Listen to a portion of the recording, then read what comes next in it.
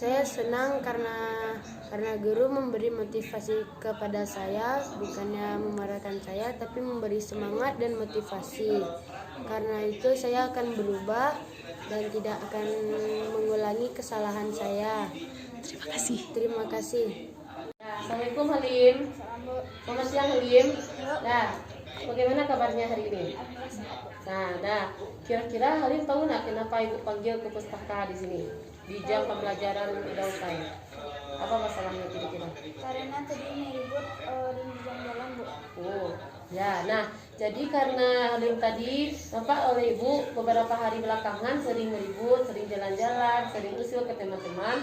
Sepertinya itu sudah banyak itu disiplin kelas kita yang tidak Halim jalankan dengan baik. Makanya ibu panggil ke sini dengan tujuan mencari solusi. Nah, dia tahu nggak? Ibu tahu kalau anak laki itu ada yang betah duduk, ada yang tidak. Tapi namanya juga anak-anak biasa itu mau jalan-jalan karena dia mungkin nggak betahan. Cuman Halim harus ingat bahwa kita di kelas itu bukan kita sendiri yang ada di sana. Ada teman-teman kita yang mungkin nanti akan terganggu kalau kita meribut, paham? Atau kita jalan-jalan, mereka malah terganggu dengan kita yang usia seperti itu. Ya, jadi kira-kira tindakan Halim itu merugikan siapa? Iya, ibu juga kadang-kadang jadi hilang konsentrasi pas menerangkan karena kamu sering jalan-jalan. Kamu juga seperti itu. Ya, ketika ibu menerangkan kamu sering usil kemana-mana, jadi kamu nggak nyimak kan? Iya kan? Sering bertanya, Bu, tadi apa tuh Bu? Nah, seperti itu. Jadi kita di sini berkumpul untuk mencari solusi. Ya, kira-kira nih, kalau sering mengganggu jalan-jalan itu dalam belajar itu sesuai nggak dengan keyakinan kelas kita? Tidak. Kalau tidak, kalau ada poin berapa ya yang sudah dilanggar? 10, Bu. Apa itu poin ke-10 yang sudah dilanggar? Belajar tertib, Bu. Belajar dengan tertib. Nah, itu dia, kalau berjalan-jalan mana bisa tertib. Nah, seperti itu.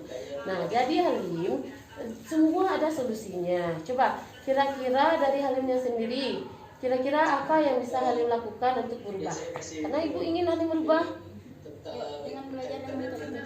Belajar dengan tertib. Besok belajarnya bisa lebih kalem, lebih duduk, tidak mengganggu. Ya, kalau disuruh berdiri ya berdiri. Kalau belum disuruh berdiri, apakah Halim akan jalan-jalan juga? Ya, yaitu ya. Jadi kita harus ingat bahwa kita di kelas itu apakah kita sendiri? Tidak. Ada siapa lagi yang harus kita jaga perasaannya? Ada teman-teman dari guru. Betul, ada teman-teman yang ini. Jadi dari kesepakatan kita hari ini, Halim mau berubah besok jadi lebih tertib. Nah, itu dia. Terima kasih Halim sudah berkomitmen untuk tertib. Mudah-mudahan besok Halim bisa mengontrol diri ya, supaya Halim tidak jalan-jalan juga dan belajar. Bisa dipahami ya? Nah, terima kasih. Silahkan Halim istirahat pulang. Ya. Nah, terima kasih Halim. Terima kasih kepada Ibu yang sudah mengajarkan saya agar tidak meribut dan tidak berjalan-jalan lagi.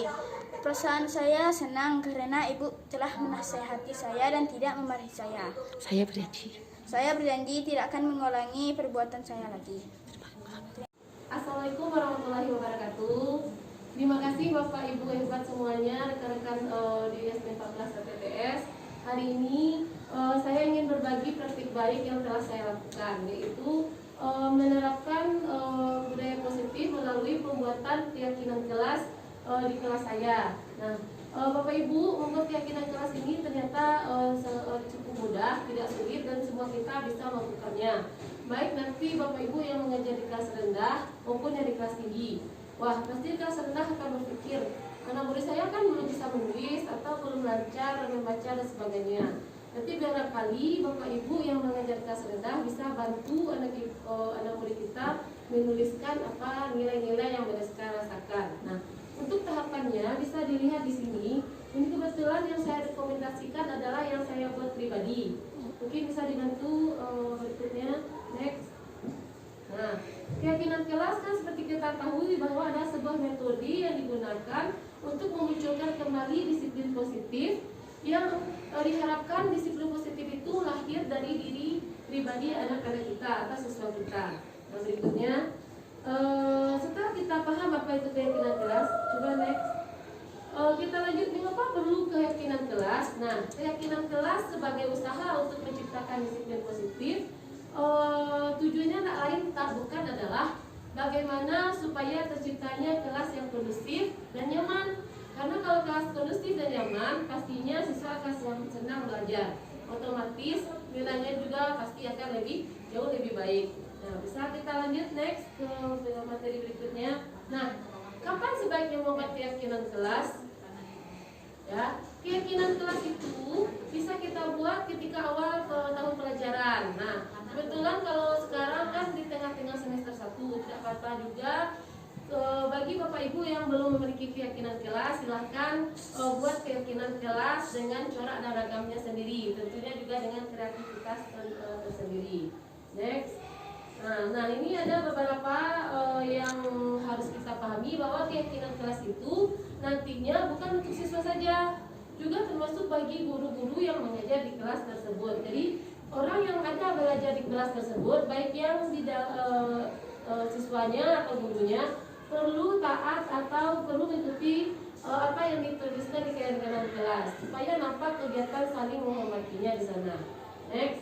Kita lanjut berikutnya, langkah-langkahnya itu cukup singkat dan sederhana. Kita bisa lanjut ke slide berikutnya. Nah, yang kita cobakan kemarin di kelas 6A, di slide berikutnya. Next.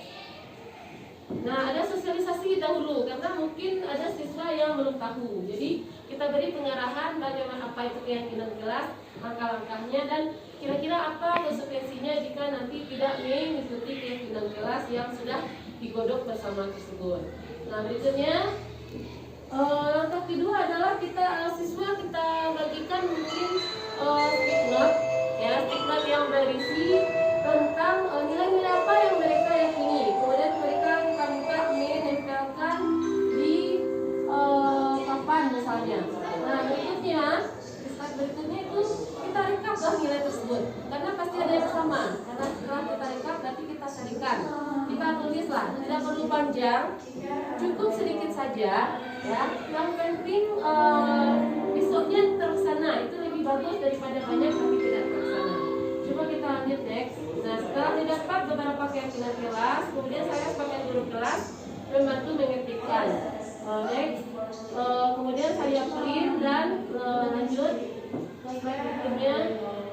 Kemudian dipasang seperti ini biar warna hitam karena tulisannya lebih mencolok ya. Nah, ingat, karena kita membuat keyakinan kelas itu bersama, jadi perlu ditandatangani oleh semua siswa dan kalau perlu gurunya juga. Kalau jika diperlukan lagi, kepala sekolah juga harus tahu, karena ini kan menyangkut sekolah yang dia pimpin. Nah, langkah berikutnya adalah yang paling penting adalah siswa menyepakatinya. Nah, kesepakatan itu dituangkan dalam bentuk tanda tangan. Dan yang terakhir tentunya kita lanjut. Keyakinan kelas kita dipajang di tempat-tempat yang mungkin bisa dilihat oleh siswa sehingga mereka ingat dan otomatis tertanam dalam alam bawah sadar mereka. Nah, yang perlu kita ingat kembali adalah setiap beberapa periode, misalnya seminggu, kita review keyakinan kelas apakah terlaksana atau tidak. Kemudian jika ada pelanggaran terhadap keyakinan kelas, tentu bisa diselesaikan dengan segitiga restitusi. Nah, demikian mungkin ke slide berikutnya. Terima kasih atas perhatian Bapak dan Ibu. Saya harap juga Bapak Ibu bisa melaksanakannya di kelas masing-masing. Assalamualaikum warahmatullahi wabarakatuh. Assalamualaikum warahmatullahi wabarakatuh. Saya Ibu Yulia Hita dari SDN 14 ATTS Bukit Tinggi. Setelah saya menerima pemaparan dari Ibu Widyasari tentang budaya positif, dan akhirnya saya mempraktekkannya di kelas saya, itu tentang pembuatan keyakinan kelas dan proses restitusi. Dalam keyakinan kelas saya melaksanakannya dengan siswa, membuat keyakinan kelas atau kesepakatan kelas dalam kegiatan pembelajaran. Jadi hasilnya siswa saya mulai banyak perubahan dalam kegiatan pembelajaran, mulai kondusif dan anak-anak mulai tertib. Dan dalam kegiatan restitusi saya sudah telah mencobakan dengan beberapa siswa, dan hasilnya sangat memuaskan karena ada perubahan yang signifikan kepada siswa saya ke arah yang positif. Saya mengucapkan terima kasih kepada Ibu Widyasari atas ilmu yang telah diberikan. Terima kasih. Terima kasih Bapak Ibu telah menyimak video singkat yang saya buat mengenai budaya positif dan aksi nyatanya di sekolah. Semoga konten-konten yang ada di video ini bisa menarik dan tentunya bermanfaat juga untuk Bapak Ibu semuanya. Terima kasih telah menyaksikan. Assalamualaikum warahmatullahi wabarakatuh.